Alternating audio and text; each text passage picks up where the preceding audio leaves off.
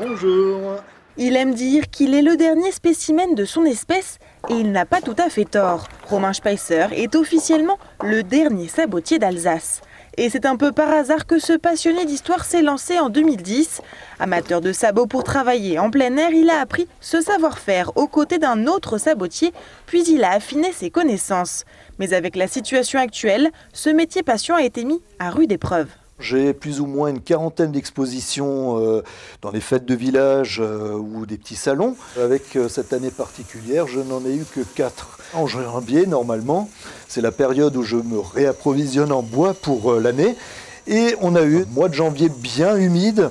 D'abord par de la pluie et puis après avec des quantités de neige décennales qui m'ont empêché d'aller m'approvisionner en forêt. J'ai pris un bon mois et demi de retard. Première chose à savoir pour réaliser un sabot, il faut éviter d'utiliser du résineux mais surtout il faut du bois frais. Une fois scié, la matière première doit être travaillée dans les semaines voire les mois qui suivent.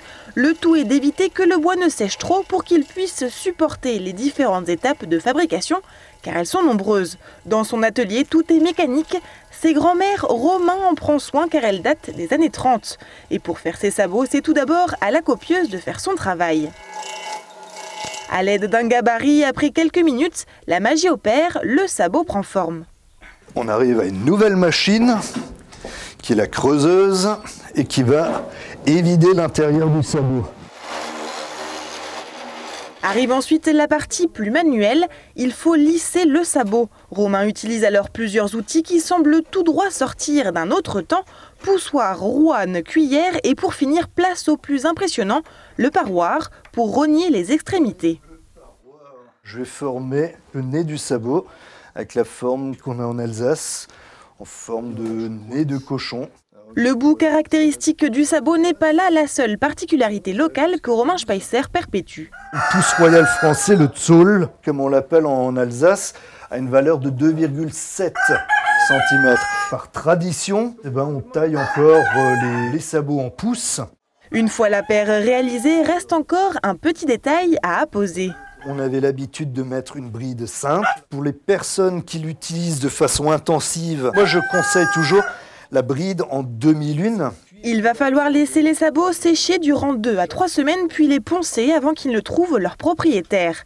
Chaque année, Romain vend entre 200 et 300 paires de sabots. Les publics touchés sont variés. La plus grande partie des clients, ça va être les particuliers qui vont venir pour essayer, pour aller au poulailler, pour aller dans le potager. Et au moins, ils se disent que c'est 100% naturel. C'est le côté un petit peu rassurant du bon vieux temps. Après, c'est aussi des professionnels, comme les forgerons ou dans la cristallerie, entre autres, où il y a risque de chute d'objets très lourds sur le pied, ou alors de matières très chaudes, puisque du coup, le sabot est vraiment la chaussure de sécurité par excellence. Le bois permet aussi d'isoler du froid l'hiver et est respirant l'été. Alors avec tous ces avantages, pas de doute pour se passionner, le sabot a encore de l'avenir. À 45 ans, Romain Speiser compte bien continuer à faire vivre ses curieux souliers de nombreuses années.